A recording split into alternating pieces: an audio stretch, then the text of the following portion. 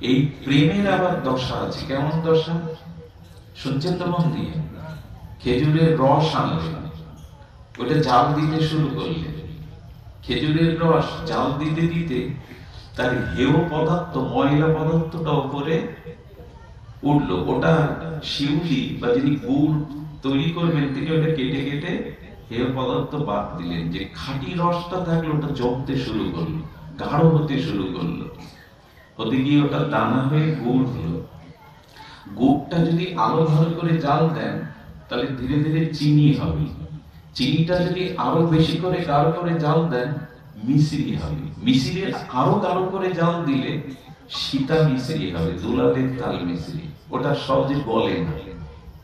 আচ্ছা, দুধ আনলেন, দুধটা অম্ল যুগে দই করলেন, ঘোল করলেন, ঘোল মন্থন করে মাখন তুললেন, মাখনটা অল্প অগ্নিতে দিয়ে ঘি করলেন, আরো একটু কড়া পাক করে কড়া পাকের ঘি করলেন। ঘিয়ের পরে দুধের আর কোন পরিণতি আছে কি? দুধের শেষ পরিণতি কোনটা? কড়া পাকে ঘি। এরপরে দুধের পরিণতি নাই। রসের পরিণতি যেমন মিশ্রি। একটা মজার কাণ্ড দেখবেন, ওই রস কিন্তু মিশ্রির মধ্যেও আছে, চিনির মধ্যে আছে, কিন্তু তরল ভাবে দেখা যাচ্ছে না, অথচ রস আসে। দুধ থেকে মাখন হলো, মিষ্টি হলো, ঘোল হলো, এমনকি ঘি হলো, কিন্তু সব বিষয়ের মধ্যে কিন্তু দুধ তখনও রয়ে গেছে, তত্ত্ব তো দুধ রয়ে গেছে। তাহলে আমরা কোন পর্যন্ত গেলাম? প্রেম পর্যন্ত। প্রেম এইবার নিগুড় তত্ত্বের দ্বারা কি হচ্ছে? প্রেম ক্রমে বাড়ি হয়। প্রেমটা যখন বেড়ে যায়, খুব গভীর হয়, তখন স্নেহ আসে। স্নেহ কাকে বলে? খুব ধ্যান দিয়ে শুনতে হবে যেন ঘুম না আসে। স্নেহ কাকে বলে?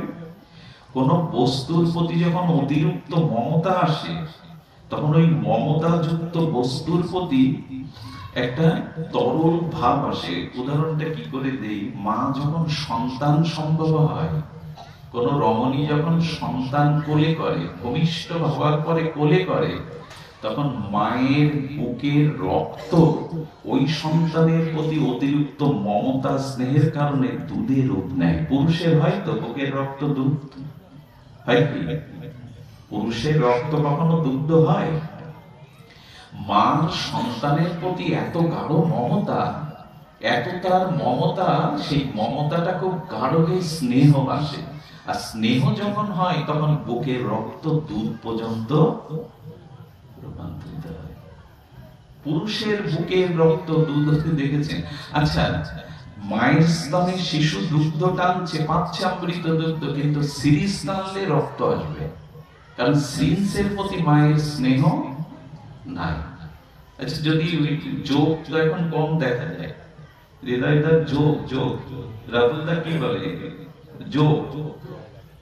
তো যোগ যদি মায়ের স্তনে দেয়া হয়, ও দুধ টানবে তো? কি টানবে? মা রক্ত। তার কারণ যোগের প্রতি বা সিরিঞ্জের ইনজেকশনের সিরিঞ্জের প্রতি মায়ের স্নেহ না।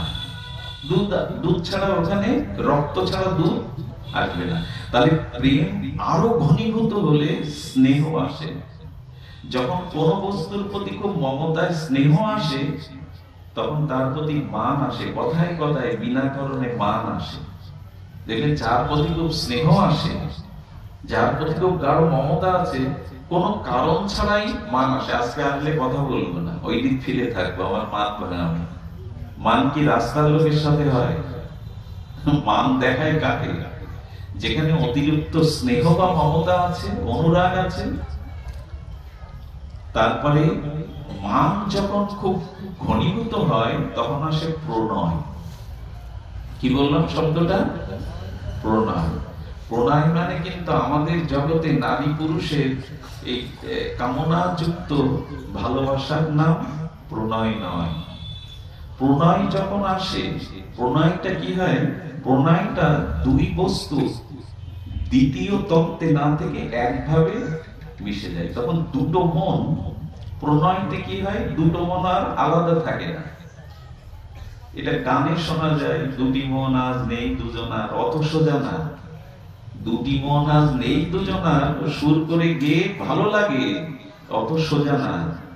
এটা পৃথিবীতে মাত্র দুটো চরিত্রে আমার পড়া আছে, দুটো মন এক হয় প্রেমে, এক লাইলি মজনুতে। এই ইতিহাসটা মিথ্যা না। লাইলিকে মজনুকে মারা হচ্ছে, ওদিকে লাইলির গায়ে বেত্রাঘাতে সন্তান বারান্দা থেকে পড়ে যাচ্ছে, 10 হাত দূর থেকে মা দেখতে পাচ্ছে আমার খোকা পড়ে যাচ্ছে। খোকা পড়ার যে ব্যথা লাগে, মার বুকের থেকে বেশি ব্যথা লাগে। আচ্ছা, 1000 মাইল দূরে সন্তান বিপদে পড়লে মা বুঝতে পারে কি করে, লেখাপড়া না জানা এই গ্রামের মা যে আমার খোকার বিপদ হয়েছে? এখানে কোনো তার নেট নেই তো, কি করে বোঝে? এখন নাকি মোবাইলে নেটে সংবাদ নেওয়া যায়, কিন্তু 1000 মাইল দূরে মা বুঝতে পারে আমার খোকার কিছু হয়েছে। এটা কি করে বুঝতে পারে? মায়ের মন আর সন্তানের মনের সাথে একটা সংযোগ আছে। তো যখন স্নেহ থেকে মান হয়, মান থেকে প্রণয় হয়, প্রণয় হলে কি হয়? দুটো মন। এই জন্য খুব ধ্যান দিন, শ্রীকৃষ্ণের যতগুলো ইচ্ছা রাধাতে রয়। এসব শব্দগুলো চৈতন্য চৈতামৃতে। শ্রীকৃষ্ণের যতগো বাঞ্ছা রাধাতে রয়। কি করে বুঝি বা বোঝাই? শ্রীকৃষ্ণের মনে যা যা ইচ্ছা জাগে, ওইটি জাগার সাথে সাথে আগে রাধারানীর মনে ওটা জেগে যায়। এই জন্য রাধারানীকে বলে দিতে হয় না গোবিন্দের এখন কি প্রয়োজন। আমরা সেবককে ডেকে বলি এক গ্লাস জল আন, অরুণ একটু মালা আনুন। সেবককে আমরা ডেকে ডেকে তাই সেবায় পাই না। আর রাধারানী বলছেন গোবিন্দের মনে যা যা ইচ্ছা আসবে তার 1-2 সেকেন্ড আগে রাধারানী জেনে যাবে। কেন জেনে যাবে? বলো, রাধারানী এবং কৃষ্ণের মনটা প্রণয়ভূত হয়ে এক হয়ে গেছে। ওখানে দেহ দুটো, আত্মা বা মন। আচ্ছা, এরকম হয় দেহ দুটো আত্মা এক। এই বাচ্চাগুলিকে সরিয়ে দিন, বাচ্চাগুলিকে সরিয়ে দিন। আমি যা শুরু করেছি তা একটু নীরবতা থাকবে। আচ্ছা, কি বললাম? দেহ দুটো, মন বা আত্মা একটা। এটা হয় কি? এটা হয়, এটা ছোট্ট দৃষ্টান্ত দিলে বুঝতে পারবেন। যমজ সন্তান হয় দেখেছেন অনেকে, দম্পতি, কি হয়? একজনের জ্বর হলে আরেকজনের হয়। একই নারীতে ছিল তো। যদি যমজ সন্তানের একজনের শরীর খারাপ হলে আরেকজনের, কোন হিন্দি ছবিতে দেখেছিলাম আমি, হিন্দি ছবিতে কি দেখেছিলাম, কি দেখেছিলাম? ওই একজনকে মারে আর একজন ব্যথা পায়। তো জগতে যদি একই মার গর্ভে যমজ সন্তান হলে একজনের শরীর খারাপ হলে আরেকজনের হয়, তবে যখন গভীর প্রণয়ের দ্বারা দুটি মন, দুটি আত্মা এক হয়ে যায়, তখন দেহ দুটো থাকে কিন্তু আত্মা একাই। একে বলে প্রণয়। এটা জগতে এই জন্য প্রেম হয় না। নারী পুরুষ বা কারোর সাথে প্রকৃত প্রণয় হয় না। এখানে দেহের বা রূপের ভালো লাগাটা কাজ করে, এটাকে প্রণয় বা ভালোবাসা বলে। আর এখানে স্বার্থ ফুরিয়ে গেলে ওই প্রেমে ভাটা পড়ে যায়, কেটে পড়ে। সহজ বাংলায় হলো তখন আর চুক্তি বাতিল হয়ে যায়। তুমি আমাকে আর সুখ দিতে পারছো না, আমি তোমার কাছ থেকে কোনো সুবিধা আদায় করতে পারছি না, চুক্তি বাতিল। এই জন্য জগতে প্রেম হয় না। মানব মানবীর মাঝে ভালো লাগা হতে পারে, ভালোবাসাটাও হয় কি, কারণ ভেঙে যায় তো। এই জন্য রবীন্দ্রনাথ ভালোবাসা বলতে বলতে মাঝে মাঝে ভাঙা বাসা বলেছেন। জগতের সম্পর্কটা হলো ভাঙা বাসা, ভেঙে যায়, টিকে থাকে না।